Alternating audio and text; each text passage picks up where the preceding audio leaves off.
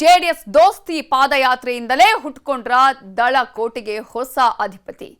ಅಜ್ಜ ಅಪ್ಪನ ಹಾದಿಯಲ್ಲೇ ಬೆಳೆದು ನಿಲ್ತಾರ ನಿಖಿಲ್ ಕುಮಾರಸ್ವಾಮಿ. 2 ಸೋಲು ಆದ್ರೂ ಬಿಡದ ಛಲ, ಅವಮಾನ ಮೆಟ್ಟಿ ನಿಂತಿದ್ ಹೇಗೆ ದೊಡ್ಡ ಗೌಡ್ರ ಕುಟುಂಬದ ಕುಡಿ. ಎಲ್ಲಿದೆ ನೋಡಿ ಅಭಿಮನ್ಯು ಹೋರಾಟದ ಆ ರಣರೋಚಕ ಸ್ಟೋರಿ.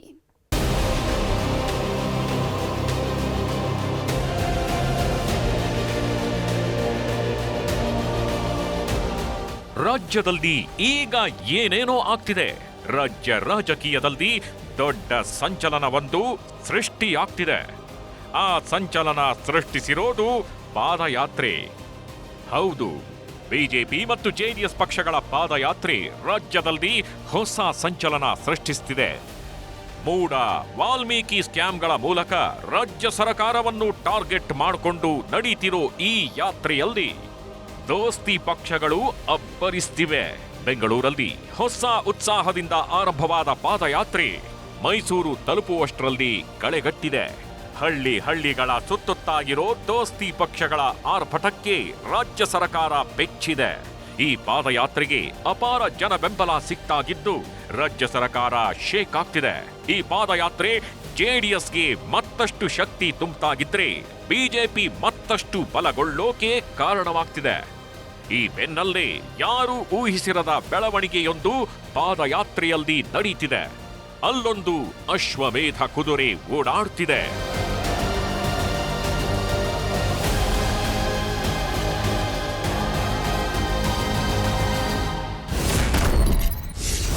ಮೈಸೂರು ಚಲೋ ಚಳವಳಿ, ಜಾಗ್ವಾರ್ ಮಿಂಚಿನ ಓಟ.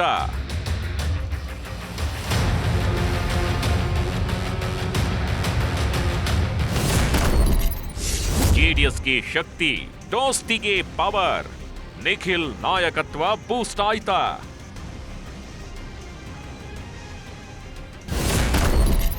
ಯಂಗ್ ಯುವರಾಜ ನಿಖಿಲ್ ಮಿಂಚಿನ ಓಟಕ್ಕೆ ದಿಗ್ಗಜರೇ ಶೇಕ್.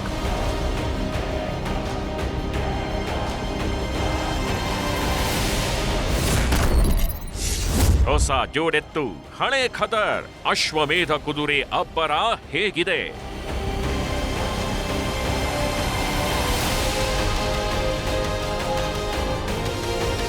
ಯಾರಿಗೂ ಗೊತ್ತಿರಲಿಲ್ಲ ಈ ರೀತಿ ಬೆಳವಣಿಗೆ ಆಗುತ್ತೆ ಅಂತ.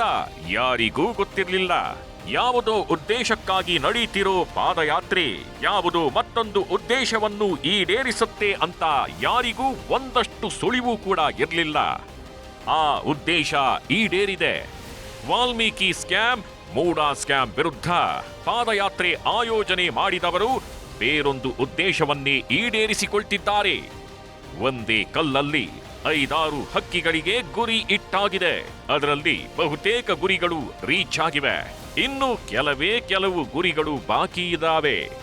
ಅದನ್ನು ಈಡೇರಿಸಿಕೊಳ್ಳೋ ಭರವಸೆಯಲ್ಲಿ ದೋಸ್ತಿ ಪಕ್ಷಗಳಿದ್ದಾವೆ.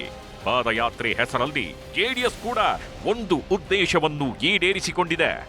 ಆ ಉದ್ದೇಶ ಯಾವುದು ಗೊತ್ತಾ? ಅಶ್ವಮೇಧ ಕುದುರೆ ಓಡಿಸೋ ಉದ್ದೇಶ. ಅಷ್ಟಕ್ಕೂ ಅಶ್ವಮೇಧ ಕುದುರೆ ಯಾರು ಅಂತೀರಾ? ಬೇರ್ಯಾರೂ ಅಲ್ಲ, ನಿಖಿಲ್ ಕುಮಾರಸ್ವಾಮಿ.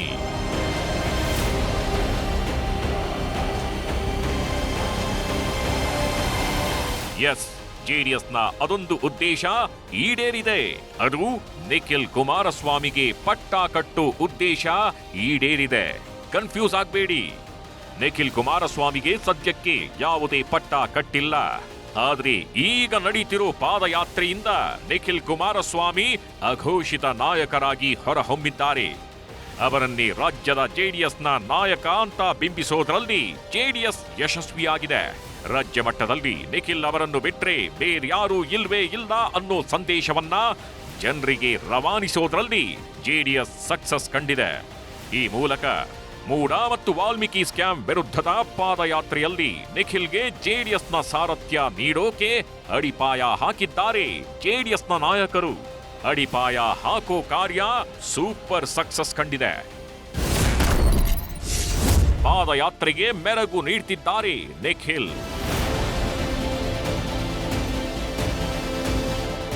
ರಾಜ್ಯದಲ್ಲಿ ಜೆಡಿಎಸ್ ಅನ್ನ ನೋಡ್ಕೊಳ್ಳೋರು ಯಾರು?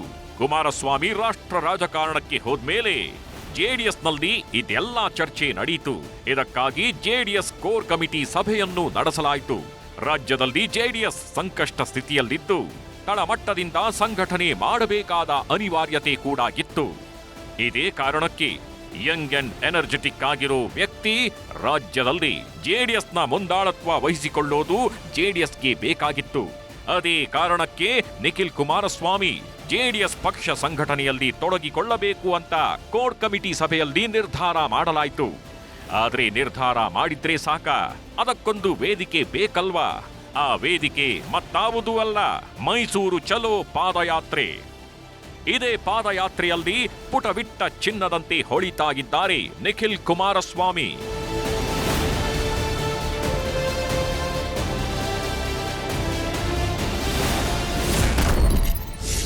ರಾಜ್ಯ ಕಾಂಗ್ರೆಸ್ ವಿರುದ್ಧ ಕೆಂಡದ ಮಳೆ ಸುರಿಸ್ತಿರೋ ನಿಖಿಲ್.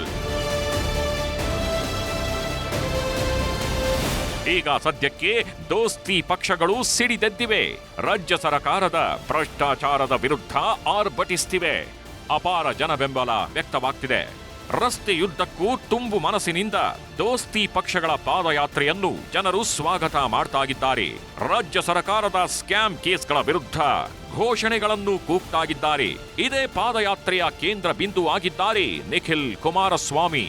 ಪಾದಯಾತ್ರೆಯ ಉದ್ದಕ್ಕೂ ಜನರೊಂದಿಗೆ ಬೆರೀತಾ ಅವರ ಕಷ್ಟಕ್ಕೆ ಕಿವಿಯಾಗ್ತಿರೋ ನಿಖಿಲ್ ರಾಜ್ಯ ಸರ್ಕಾರದ ವಿರುದ್ಧ ಕೂಡ ಮುಗಿ ಬೀಳ್ತಿದ್ದಾರೆ. ತಂದೆ ಕುಮಾರಸ್ವಾಮಿ ಮತ್ತು ತಾತ ದೇವೇಗೌಡ ಯಾವ ಥರ ಕಾಂಗ್ರೆಸ್ ವಿರುದ್ಧ ಹರಿಹಾಯ್ತಾ ಇದ್ರು, ಥೇಟ್ ಅದೇ ತರ ನಿಖಿಲ್ ಕೂಡ ರಾಜ್ಯ ಸರ್ಕಾರದ ವಿರುದ್ಧ ಕೆಂಡದ ಮಳೆ ಸುರಿಸ್ತಾಗಿದ್ದಾರೆ.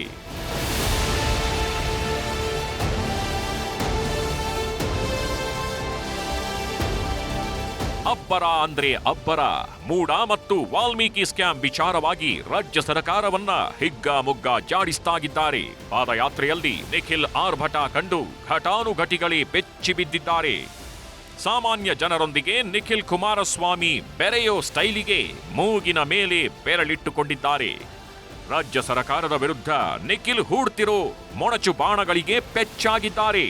ಈ ಹಿಂದೆ ಲೋಕಸಭಾ ಮತ್ತು ವಿಧಾನಸಭಾ ಚುನಾವಣೆಯಲ್ಲಿ ಸೋತಿದ್ದವರು ಇವರೇನಾ ಅನ್ನೋಷ್ಟರ ಮಟ್ಟಿಗೆ ನಿಖಿಲ್ ಬದಲಾಗಿರೋದನ್ನ ಕಂಡು ದೋಸ್ತಿ ಪಕ್ಷಗಳ ದಿಗ್ಗಜರೇ ಮಂಕಾಗಿದ್ದಾರೆ. ನಿಖಿಲ್ ಕುಮಾರಸ್ವಾಮಿಯ ಖಡಕ್ ರೀ ಎಂಟ್ರಿಗೆ ದೋಸ್ತಿ ಪಕ್ಷದ ನಾಯಕರು ಖುಷಿ ಪಟ್ರೆ, ರಾಜ್ಯ ಕಾಂಗ್ರೆಸ್ ಸರ್ಕಾರ ಮತ್ತು ಕಾಂಗ್ರೆಸ್ ನಾಯಕರು ಕಂಗಾಲಾಗಿದ್ದಾರೆ.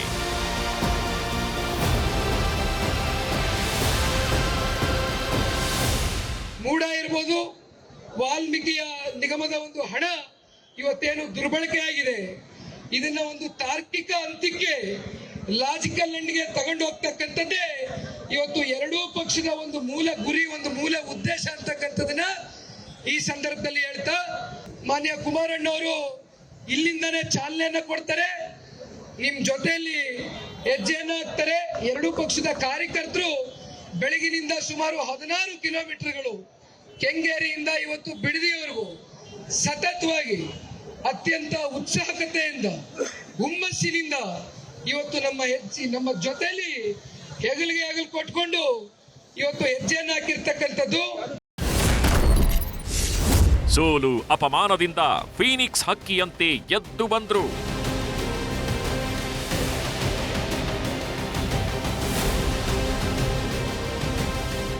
ಭಾರಿ ಬದಲಾವಣೆಯಾಗಿದೆ. ನಿಖಿಲ್ ಅವರ ವ್ಯಕ್ತಿತ್ವದಲ್ಲಿ ಭಾರಿ ಬದಲಾವಣೆಯಾಗಿದೆ. ಮೊದಲಿದ್ದ ನಿಖಿಲ್ ಹೀಗಿಲ್ಲ. ಸೋಲು ಅಂತ ಕಂಗೆಡೋ ವ್ಯಕ್ತಿತ್ವದಿಂದ ಅವರು ಈಚೆ ಬಂದಿದ್ದಾರೆ. ಹೌದು, ಅದು 2019ರ ಲೋಕಸಭಾ ಚುನಾವಣೆ. ಆವತ್ತು ಮಂಡ್ಯ ರಣಾಂಗಣ ಕಾವೇರಿತ್ತು. ಪಕ್ಷೇತರವಾಗಿ ಸ್ಪರ್ಧಿಸಿದ್ದ ಸುಮಲತಾ ವಿರುದ್ಧ ದೋಸ್ತಿ ಅಭ್ಯರ್ಥಿಯಾಗಿದ್ದ ನಿಖಿಲ್ ಕುಮಾರಸ್ವಾಮಿ ಜೆಡಿಎಸ್ನ ಭದ್ರಕೋಟೆಯಲ್ಲೇ ಸ್ಪರ್ಧಿಸಿದ್ರು. ಅಂದು ಜಿದ್ದಿನ ಹೋರಾಟವೇ ನಡೆದಿತ್ತು. ಆದರೆ ಕೊನೆ ಕ್ಷಣದಲ್ಲಾದ ಬೆಳವಣಿಗೆಗಳಿಂದ ನಿಖಿಲ್ ಹೀನಾಯವಾಗಿ ಸೋತಿದ್ರು. ತಮ್ಮ ಭದ್ರಕೋಟೆಯಲ್ಲಿ ನಿಖಿಲ್ ಸೋತಿದ್ದು ಅವರ ರಾಜಕೀಯ ಜೀವನಕ್ಕೆ ಮೊದಲ ಕಪ್ಪು ಚುಕ್ಕೆಯಾಗಿ ಮಾರ್ಪಟ್ಟಿತ್ತು. ಆದ್ರೆ ಈಗ ಆ ಸೋಲು, ಆ ಅಪಮಾನ ಮತ್ತು ಅವಮಾನವನ್ನೆಲ್ಲ ಎದುರಿಸಿ ತೊಡೆ ತಟ್ಟಿ ನಿಂತಿದ್ದಾರೆ ನಿಖಿಲ್ ಕುಮಾರಸ್ವಾಮಿ.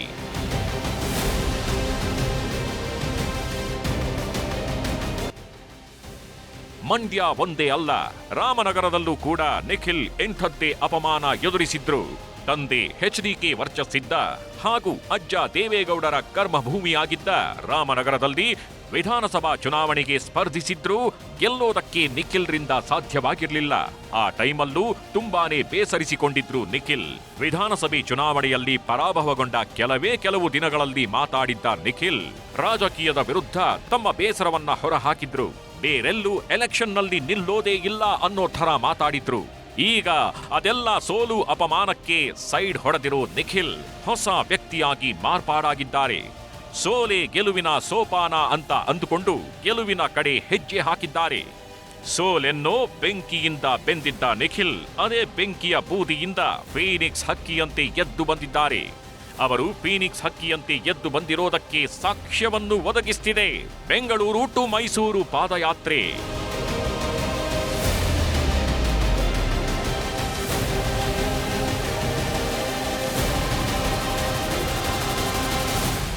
ನನಗೂ ಕೂಡ ಇವತ್ತು ಅಷ್ಟೇ ಒಂದು ಪ್ರೀತಿ ವಿಶ್ವಾಸದಿಂದ ಕಾಣ್ತೀರಿ. ಚುನಾವಣೆಯಲ್ಲಿ ಗೆಲುವು ಸೋಲು ಅಂತಕ್ಕಂಥದ್ದು ಸರ್ವೇ ಸಾಮಾನ್ಯ. ಆದರೆ ಇವತ್ತು ಚುನಾವಣೆಯ ಸೋಲಿನ ಬಗ್ಗೆ ನಾನು ತಲೆ ಕೆಡಿಸಿಕೊಳ್ಳೋದಿಲ್ಲ. ಈ ನಿಮ್ಮ ಪ್ರೀತಿ, ಈ ನಿಮ್ಮ ವಿಶ್ವಾಸ, ಈ ನಿಮ್ಮ ಅಭಿಮಾನಕ್ಕೆ ಬೆಲೆ ಕಟ್ಟಲಿಕ್ಕಾಗೋದಿಲ್ಲ. ಇದು ದೇವೇಗೌಡರು ಸಾಹೇಬರು, ಮಾನ್ಯ ಕುಮಾರಣ್ಣವರು ಈ ಜಿಲ್ಲೆನಲ್ಲಿ ಸಂಪಾದನೆ ಮಾಡಿರ್ತಕ್ಕಂತಹ ಒಂದು ಆಸ್ತಿ ಅಂತಕ್ಕಂಥದನ್ನ ನೀವುಗಳೇ ನಮ್ಮ ಆಸ್ತಿ ಅಂತಕ್ಕಂಥದನ್ನ ಈ ಸಂದರ್ಭದಲ್ಲಿ ಹೇಳಬೇಕಾಗುತ್ತೆ. ದೋಸ್ತಿ ಪಕ್ಷಗಳನ್ನು ಸಮರ್ಥನೆ ಮಾಡಿಕೊಳ್ತಿದ್ದಾರೆ ನಿಖಿಲ್. ಮೂಡ ಮತ್ತು ವಾಲ್ಮೀಕಿ ಸ್ಕ್ಯಾಮ್ ಮಾತ್ರ ಅಲ್ಲ, ಪಾದಯಾತ್ರೆಯಲ್ಲಿ ಇಡೀ ಕಾಂಗ್ರೆಸ್ ಅನ್ನು ಟಾರ್ಗೆಟ್ ಮಾಡ್ತಿದ್ದಾರೆ ನಿಖಿಲ್ ಕುಮಾರಸ್ವಾಮಿ. ಅಹಿಂದ ಹೆಸರಲ್ಲಿ ಕಾಂಗ್ರೆಸ್ ಭ್ರಷ್ಟಾಚಾರ ಮಾಡ್ತಿದೆ ಅಂತ ಆರೋಪಿಸ್ತಾಗಿದ್ದಾರೆ. ಕಾಂಗ್ರೆಸ್ ಮತ್ತು ರಾಜ್ಯ ಸರ್ಕಾರವನ್ನ ಟೀಕಿಸೋದರ ಜೊತೆಗೆ ದೋಸ್ತಿ ಪಕ್ಷಗಳನ್ನು ಸಮರ್ಥನೆ ಮಾಡ್ಕೋತಾ ಇದ್ದಾರೆ ನಿಖಿಲ್ ಕುಮಾರಸ್ವಾಮಿ.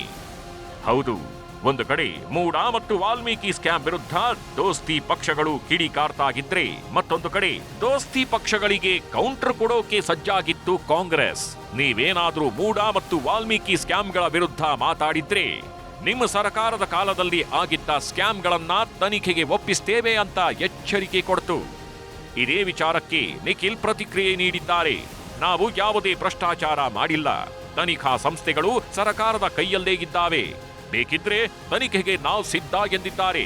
ಈ ಮೂಲಕ ದೋಸ್ತಿ ಪಕ್ಷಗಳನ್ನು ಸಮರ್ಥನೆ ಮಾಡಿಕೊಳ್ಳುವುದರ ಮೂಲಕ ದೋಸ್ತಿ ನಾಯಕರಲ್ಲಿ ಭರವಸೆ ಮೂಡಿಸಿದ್ದಾರೆ ನಿಖಿಲ್. ನೋಡಿ, ಸರ್ಕಾರ ಅವ್ರ ಕೈಯಲ್ಲಿದೆ. ಅವರು ಯಾವ್ದಕ್ಕೆ ಬೇಕಾದ್ರೂ, ಎಲ್ಲಿಗೆ ಬೇಕಾದ್ರೂ, ಯಾವ ತನಿಖಾ ಏಜೆನ್ಸಿಗೆ ಬೇಕಾದ್ರೂ ಕೊಡ್ಬೋದು.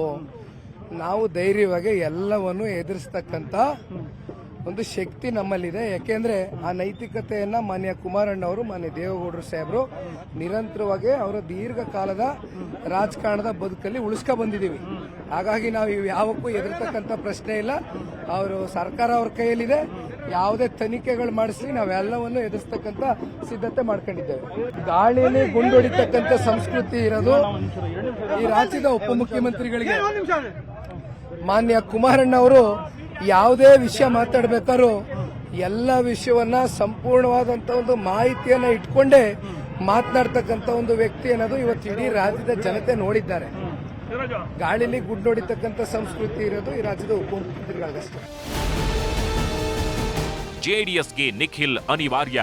ಈಗಾಗಲೇ ರಾಜ್ಯದಲ್ಲಿ ಸಂಕಷ್ಟದ ಸ್ಥಿತಿಯಲ್ಲಿರೋ ಜೆಡಿಎಸ್ ಅನ್ನು ಮೇಲೆತ್ತೋಕೆ ಖಡಕ್ ಆಗಿರೋ ನಾಯಕತ್ವದ ಅನಿವಾರ್ಯತೆ ಇದೆ. ತಂದೆಯ ಮಾರ್ಗದರ್ಶನ ಮತ್ತು ತಾತನ ಆಶೀರ್ವಾದ ಪಡೆದುಕೊಂಡಿರೋ ನಿಖಿಲ್ ಈಗ ಪಾದಯಾತ್ರೆಯಲ್ಲಿ ಮಿಂಚ್ತಾ ಇದೀಗ ಜೆಡಿಎಸ್ನ ಭರವಸೆಯ ನಾಯಕ ಅಂತ ಅನ್ನಿಸ್ಕೊಳ್ತಿದ್ದಾರೆ. ಈ ಪಾದಯಾತ್ರೆಯಲ್ಲಿ ಅಬ್ಬರಿಸ್ತಿರೋ ನಿಖಿಲ್ ಕುಮಾರಸ್ವಾಮಿಗೆ ಪಾದಯಾತ್ರೆ ಒಳ್ಳೆಯ ವೇದಿಕೆ ಒದಗಿಸಿದೆ. ಬಿಜೆಪಿ ನಾಯಕರು ಕೂಡ ನಿಖಿಲ್ ರಲ್ಲಿ ಹೊಸ ಹುಮ್ಮಸ್ಸು ಕಂಡು ಥ್ರಿಲ್ ಆಗಿದ್ದಾರೆ. ಕೇವಲ ಜೆಡಿಎಸ್ ಮಾತ್ರ ಅಲ್ಲ, ಬಿಜೆಪಿಯಲ್ಲೂ ಕೂಡ ಜೆಡಿಎಸ್ನ ನಾಯಕತ್ವಕ್ಕೆ ಹೊಸ ಮೆರುಗನ್ನ ತರಲಿದ್ದಾರೆ ಅನ್ನೋದ್ರಲ್ಲಿ ಯಾವುದೇ ಸಂದೇಹ ಇಲ್ಲ. ರಾಜ್ಯದ ಜೆಡಿಎಸ್ಗೆ ನಿಖಿಲ್ ಸಾರಥ್ಯ ಸಿಕ್ಕೇ ಬಿಡ್ತಾ. ರಾಜ್ಯ ಜೆಡಿಎಸ್ಗೆ ಮುಂದಿನ ಲೀಡರ್ಶಿಪ್ ನಿಖಿಲ್ ಕುಮಾರಸ್ವಾಮಿಯೇ ಲೀಡರ್ ಆಗಿಬಿಟ್ರ? ಈ ಎಲ್ಲಾ ಪ್ರಶ್ನೆಗಳಿಗೆ ಹೌದು ಅನ್ನೋ ಉತ್ತರವನ್ನು ಪರೋಕ್ಷವಾಗಿ ಕೊಡುತ್ತಿವೆ ಎಚ್.ಡಿ. ಕುಮಾರಸ್ವಾಮಿಯವರ ಹೇಳಿಕೆ. ಹೌದು, ಪಾದಯಾತ್ರೆಯಲ್ಲಿ ಮಾತಾಡಿರೋ ಅವರು ವಿಜಯೇಂದ್ರ ಮತ್ತು ನಿಖಿಲ್ ಕುಮಾರಸ್ವಾಮಿಯವರು ಮುಂದಿನ ದಿನಗಳಲ್ಲಿ ರಾಜ್ಯದ ರಥವನ್ನ ಓಡಿಸ್ತಾರೆ. ಅವರು ಅಶ್ವಮೇಧ ಯಾಗವನ್ನು ಶುರು ಮಾಡಿದ್ದಾರೆ ಅಂತ ಕುಮಾರಸ್ವಾಮಿ ಹೇಳಿದ್ದಾರೆ. ಈ ಮೂಲಕ ಬಿಜೆಪಿಗೆ ವಿಜಯೇಂದ್ರ ಆದ್ರೆ ಜೆಡಿಎಸ್ಗೆ ಒನ್ ಅಂಡ್ ಓನ್ಲಿ ನಿಖಿಲ್ ಅನ್ನೋ ಸಂದೇಶವನ್ನ ರವಾನಿಸಿದ್ದಾರೆ ಕುಮಾರಸ್ವಾಮಿ.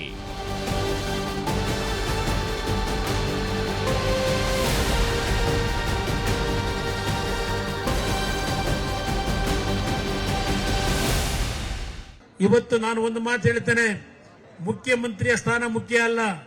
ಇಲ್ಲಿ ವಿಜಯೇಂದ್ರ ಅವರು, ಇಲ್ಲಿ ನಿಖಿಲ್ ಕುಮಾರಸ್ವಾಮಿ ಅವರು ಮುಂದಿನ ದಿನಗಳಲ್ಲಿ ಕರ್ನಾಟಕ ರಾಜ್ಯದ ರಥವನ್ನ ಓಡಿಸ್ತಕ್ಕಂಥ ಅಶ್ವಮೇಧಕ್ಕೆ ಇವತ್ತೇನು ಚಾಲನೆ ಕೊಟ್ಟಿದ್ದೇವೆ ಅವರಿಬ್ಬರ ನಾಯಕತ್ವದಲ್ಲಿ. ಇವತ್ತು ನಾಡಿನ ಜನತೆ ಬಿಜೆಪಿ ಮತ್ತು ಜೆಡಿಎಸ್ನ ಮೈತ್ರಿಯನ್ನ ಹೃದಯ ತುಂಬಿ ಸ್ವೀಕಾರ ಮಾಡಿದ್ದಾರೆ. ನಿಮ್ಮನ್ನ ಇವತ್ತು ಮುಗಿಸ್ತಕ್ಕಂಥ ನಿರ್ಧಾರ ಏನಾಗಿದೆ, ಈಗಾಗಲೇ ಎಂಪಿ ಚುನಾವಣೆಯಲ್ಲಿ ಕನಕಪುರದ ಜನತೆನೇ ತೋರಿಸಿದ್ದಾರೆ. ಈ ಪಾದಯಾತ್ರೆ ಎರಡೂ ಪಕ್ಷಗಳ ನಡುವಿನ ಆಪ್ತತೆಯನ್ನು ಹೆಚ್ಚು ಮಾಡಿದೆ. ಆಪ್ತತೆಯನ್ನು ಹೆಚ್ಚು ಮಾಡುವುದರ ಜೊತೆಗೆ ದೋಸ್ತಿ ಪಕ್ಷಗಳ ಒಗ್ಗಟ್ಟನ್ನ ರಾಜ್ಯದ ಜನತೆಗೆ ಸಾರಿದೆ. ಇದಕ್ಕಿಂತ ಮುಖ್ಯವಾಗಿ ಇದೇ ದೋಸ್ತಿ ಒಗ್ಗಟ್ಟು ಕಾಂಗ್ರೆಸ್ ನಾಯಕರು ಬೆದರೋ ಹಾಗೆ ಮಾಡಿದೆ ಅಂದ್ರೆ ತಪ್ಪಾಗಲ್ಲ. ತಳಮಟ್ಟದಿಂದ ಜೆಡಿಎಸ್ ಕಟ್ಟಲು ಬ್ಲೂ ಪ್ರಿಂಟ್ ರೆಡಿ. ಜೆಡಿಎಸ್ ಮರು ಸಂಘಟನೆಯ ನೇತಾರರಾಗ್ತಾರಾ ನಿಖಿಲ್?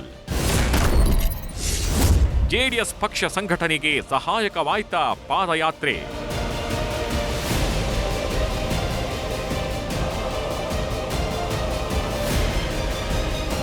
ಕಳೆದ ವಿಧಾನಸಭಾ ಚುನಾವಣೆಯಲ್ಲಿ ಜೆಡಿಎಸ್ ಹೀನಾಯ ಸೋಲು ಕಂಡಿತ್ತು. ಆ ಸೋಲು ತುಂಬಾ ದಿನ ಉಳಿಯಲಿಲ್ಲ. ಲೋಕಸಭಾ ಚುನಾವಣೆಯಲ್ಲಿ 2 ಕ್ಷೇತ್ರಗಳಲ್ಲಿ ಭರ್ಜರಿ ಗೆಲುವು ಕಂಡು ಜೆಡಿಎಸ್ ಫೀನಿಕ್ಸ್ ಹಕ್ಕಿಯಂತೆ ಎದ್ದು ಬಂದಿತ್ತು. ಇದು ದಳಪತಿಗಳಿಗೆ ಹೊಸ ಹುರುಪು ತಂದುಕೊಟ್ಟಿತ್ತು. ಇದು ಮಾತ್ರ ಅಲ್ಲ, ಕುಮಾರಸ್ವಾಮಿ ಕೇಂದ್ರ ಮಂತ್ರಿ ಆಗಿದ್ದೇ ತಡ ಜೆಡಿಎಸ್ಗೆ ಆನೆ ಬಲ ಬಂದುಬಿಟ್ಟಿತ್ತು. ಇದೇ ಹುರುಪಿನಲ್ಲಿ ಪಕ್ಷವನ್ನ ತಳಮಟ್ಟದಿಂದ ಕಟ್ಟೋಕೆ ಸಿದ್ಧರಾಗಿರೋ ಜೆಡಿಎಸ್ ನಾಯಕರು ಇದಕ್ಕಾಗಿ ರಾಜ್ಯಾದ್ಯಂತ ಒಂದು ಸೈನಿಕ ಪಡೆಯೇ ರೆಡಿಯಾಗಿ ನಿಂತಿದೆ.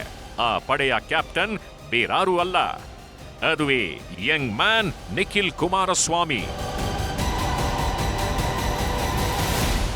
ರಾಜ್ಯದ ಜನತೆ 136 ಜನ ಶಾಸಕರನ್ನ ನಿಮಗೆ ಗೆಲ್ಲಿಸಿದ್ದಾರೆ. ನಿಮಗೆ ಶಕ್ತಿಯನ್ನ ಕೊಟ್ಟರು, ಸಂಪೂರ್ಣ ಬಹುಮತವನ್ನು ಕೊಟ್ಟರು.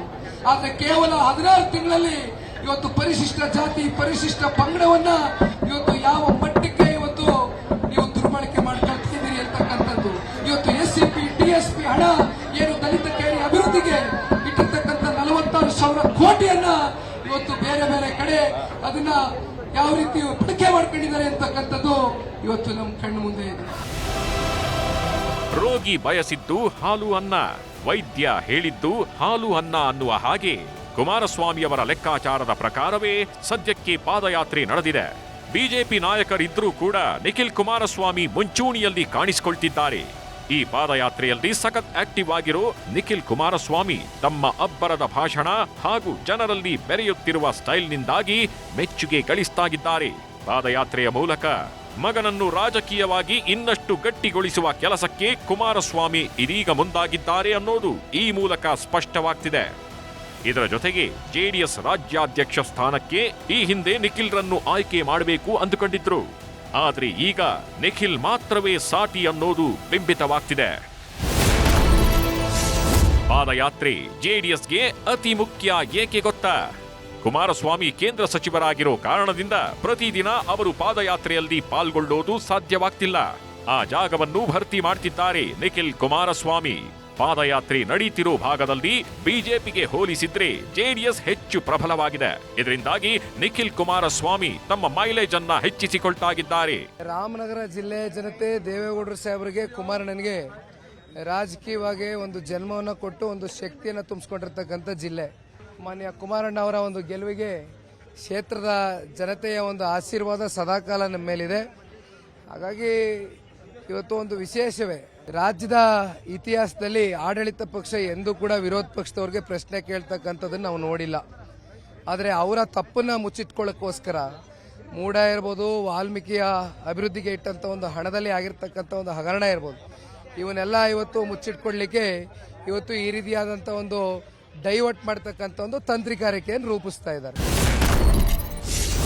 ಚನ್ನಪಟ್ಟಣದಲ್ಲಿ ಸ್ಪರ್ಧೆಗೆ ನಿಖಿಲ್ ತಯಾರಿ ನಡೆಸುತ್ತಿದ್ದಾರೆ.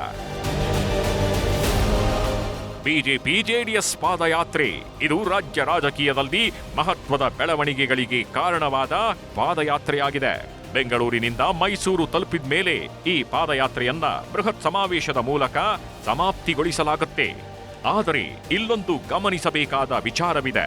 ಆ ವಿಚಾರ ಏನ್ ಗೊತ್ತಾ? ಚನ್ನಪಟ್ಟಣ ಉಪಚುನಾವಣೆ. ಹೊಸ ಕದರ್ನಲ್ಲಿ ಹೊಸ ನಾಯಕರಾಗಿ ಕಾಣಿಸಿಕೊಳ್ತಾ ಇರೋ ನಿಖಿಲ್ ಇದೇ ಅವಕಾಶವನ್ನ ಬಳಸಿಕೊಂಡು ಚನ್ನಪಟ್ಟಣ ಉಪಚುನಾವಣೆಯಲ್ಲಿ ಸ್ಪರ್ಧಿಸಬಹುದು ಅಂತ ಹೇಳಲಾಗ್ತಾ ಇದೆ. ಕುಮಾರಸ್ವಾಮಿ ಅವರೇ ಸ್ಪರ್ಧಿಸಿ ಗೆದ್ದಿದ್ದ ಕ್ಷೇತ್ರ ಈಗ ಖಾಲಿಯಾಗಿದ್ದು, ಈಗ ಚನ್ನಪಟ್ಟಣ ಕ್ಷೇತ್ರದಲ್ಲಿ ಸ್ಪರ್ಧೆಗೆ ತಯಾರಿ ನಡೆಸಲಾಗಿದೆ ಎಂದು ಹೇಳಲಾಗ್ತಾ ಇದೆ. ಇದೀಗ ವರ್ಚಸ್ಸು ಹೆಚ್ಚಿಸಿಕೊಳ್ತಿರೋ ನಿಖಿಲ್ಗೆ ಗೆಲುವು ಸುಲಭ ಎಂಬ ಮಾತುಗಳು ಕೇಳಿ ಬರ್ತಿವೆ. ಮುಂದೇನಾಗುತ್ತೆ ಅನ್ನೋದನ್ನ ಕಾದು ನೋಡಬೇಕಿದೆ.